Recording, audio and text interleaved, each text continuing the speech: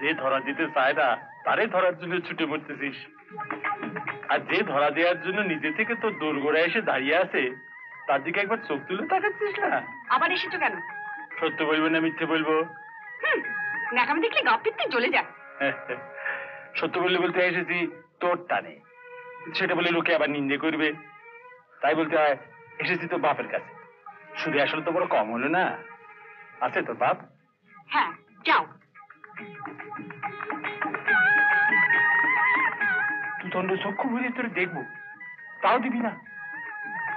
তুই এত বড় পাষাণ। মরণ বুড়ো হচ্ছে এখন হ্যাংলামি গেল না। তুই শুধু আমার বাইরে পাকা চুল কটাই দেখলি, ভেতরটা একবার উকি দিবি না?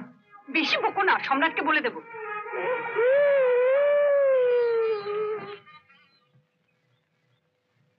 কি করে রাজি হই বলুন তো?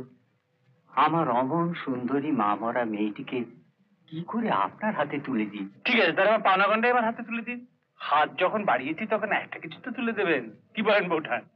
তুমি কি গো, এক মেয়ের জন্য তুমি গোটা সংসারটা ভাসিয়ে দিতে চাইছো? তোমার আর দুটো মেয়ে আছে নাকি?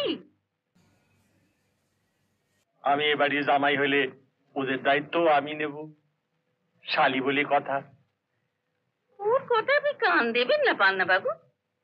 ছি ছি, আমার বাবু বলতেছেন কেন? পান্না বলেই ডাকবেন, আমি তো আপনাদের সওয়াল। বেশ তো বেশ তো, তুমি তাহলে বিয়ের আয়োজন করো বাবা।